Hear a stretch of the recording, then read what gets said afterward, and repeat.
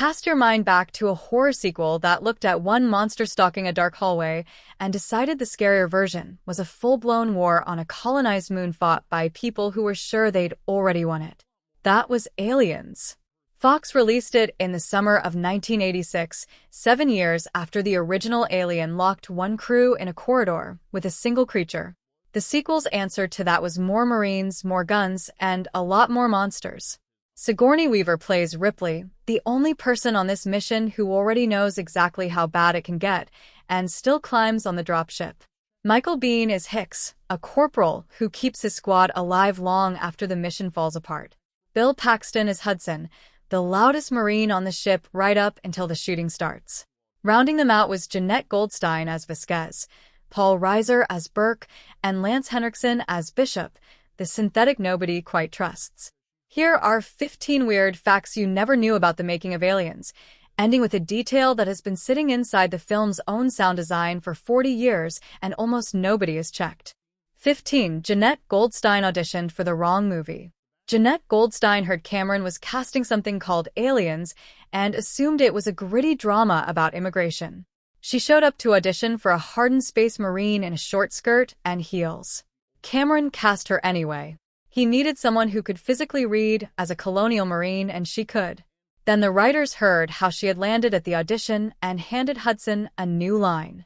Vasquez only signed up because she heard aliens and thought they said illegal aliens. Her actual real-life mistake was written straight into the movie. Turning her into Vasquez took an hour a day in the makeup chair, contacts, darkened skin, a built-from-scratch accent. Enough that Cameron has since admitted the casting would land differently today. The performance outlasted the debate. Goldstein became a Cameron regular, appearing again in T2 and Titanic, all off the back of a woman who walked into the wrong audition in the wrong outfit. 14. Bill Paxton thought he blew his audition. By Gale and Hurd's account, Cameron built Hudson for one actor, Bill Paxton, a friend going back to their Roger Corman days. The catch was the studio had no idea who that was. Paxton's biggest credit was the older brother in Weird Science, not a resume that screams colonial marine, so he still had to audition. He read for Cameron at Pinewood while visiting his girlfriend in London, walked out convinced he had overplayed it, and flew home to silence. Then Weird Science opened, and the good notices started rolling in. Cameron floated his name overseas. The head of casting knew exactly which reviews he meant, and the pick got backed on the spot. The director had wanted him from day one, and it still came down to a comedy opening at exactly the right moment. The real worry came later.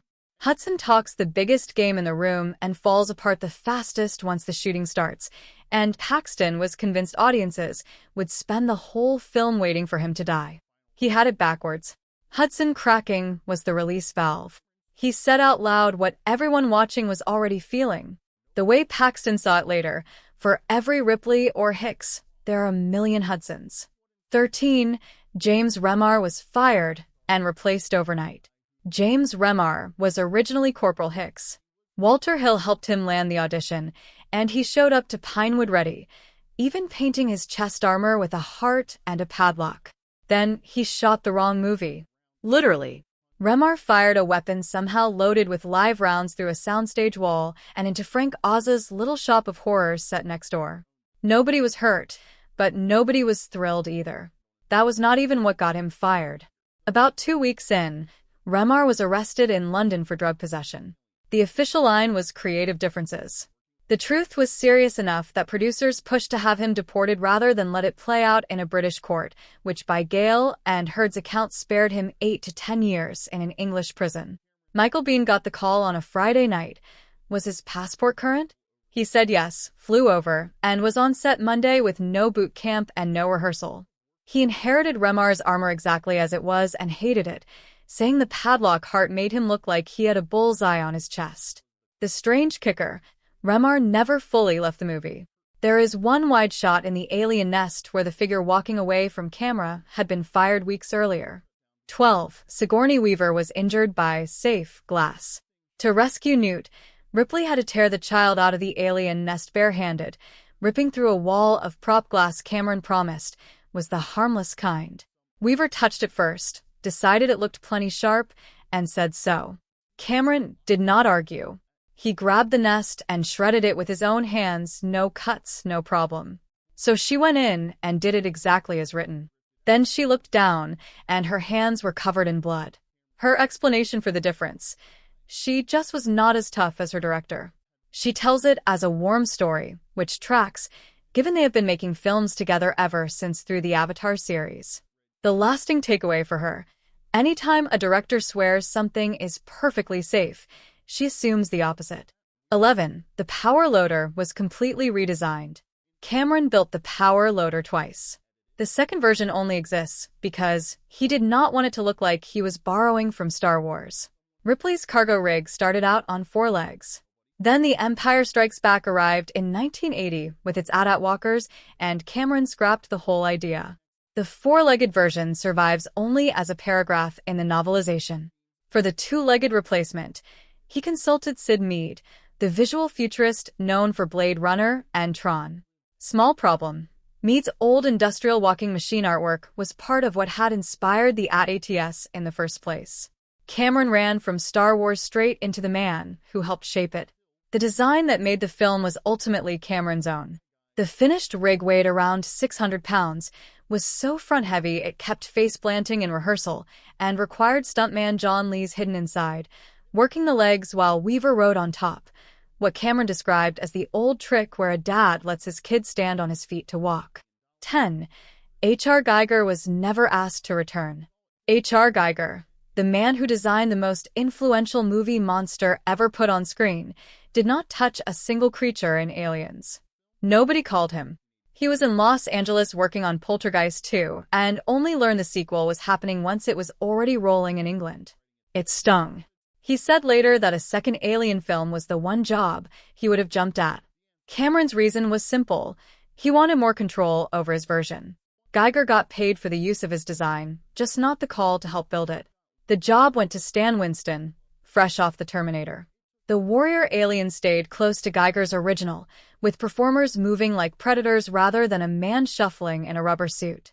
The real swing was the Queen, Cameron's own design.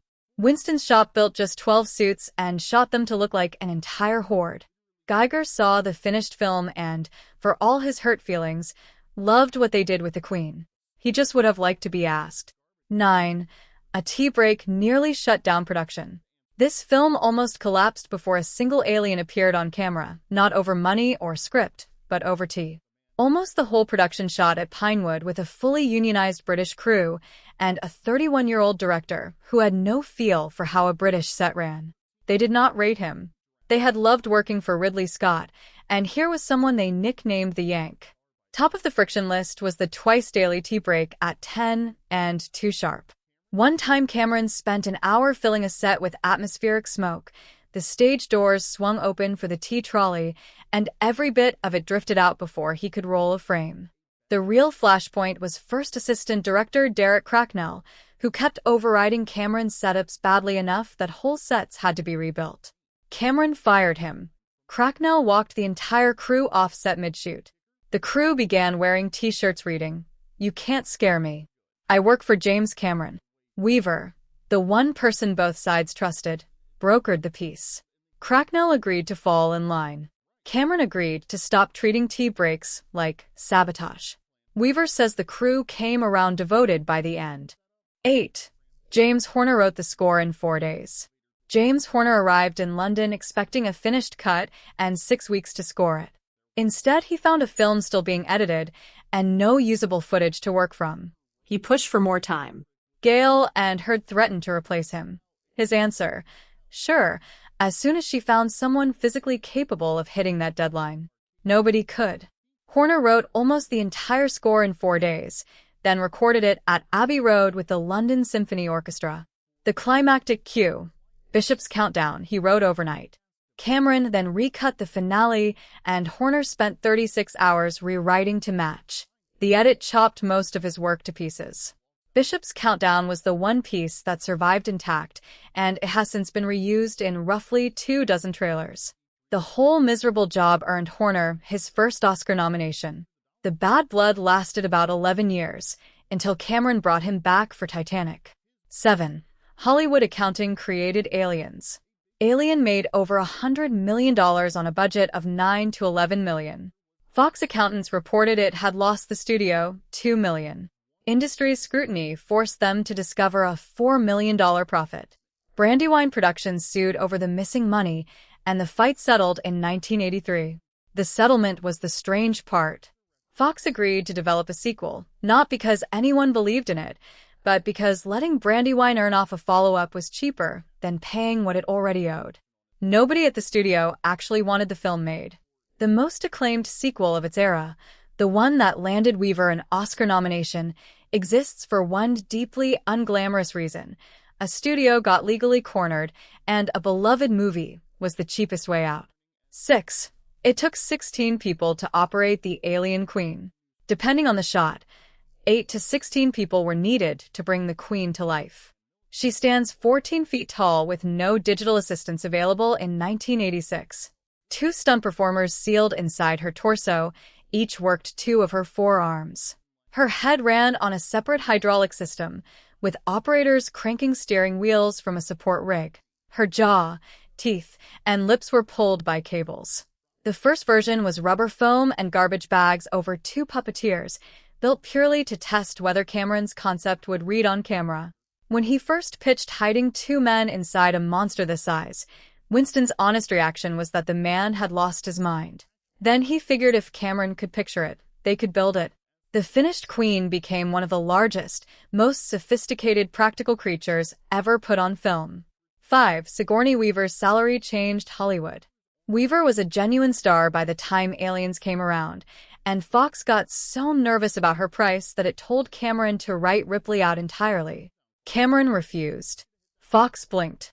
Weaver signed for a reported $1 million plus a profit cut, roughly 30 times the 30-odd grand she had made on the original, a landmark payday for an actress at the time. Her performance then did something the genre almost never managed. It earned a Best Actress Oscar nomination. Sci-fi leads simply did not crack that category. It would be about 30 years before another performance in the genre came close. For Alien 3, the studio paid around $4 million and a co-producer credit to bring her back. The film she signed on to is the one that kills Ripley for good. 4. The most famous line wasn't the improvised one. Everyone knows both lines cold. Ripley's "Get away from her, you bitch," and Hudson's "Game over, man. Game over." The assumption is that both were pure improv. That assumption is right exactly once, and not for the line you would guess. Ripley's line was in the script from day one, word for word. The schedule was so tight by that point that the entire confrontation was shot in a single take. Weaver's voice cracked on delivery, and she asked to go again. There was no time. That take is the one everyone quotes. Hudson's line was never written by Cameron. Paxton was not good at improvising on camera, but he floated ideas in rehearsal knowing Cameron's memory would retrieve the good ones later. He had built a whole backstory for Hudson, a kid raised on arcade games where game over just means your quarter ran out. He threw the line out and had no idea it would outlive everything else he said. The line that feels scripted was improvised. The line that feels spontaneous was there from the beginning. 3. The Alien dollar pitch really happened. Cameron walked into Fox, wrote Alien on a page, added an S, then drew 2 lines through it, turning it into a $sign. It is real. He has confirmed it more than once. The details were slightly tidier in legend.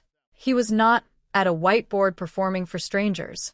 He was sitting with 3 producers in the head of Fox's office, scrawling it on the back of his own script. By the time he drew the $sign, the real pitch was already done.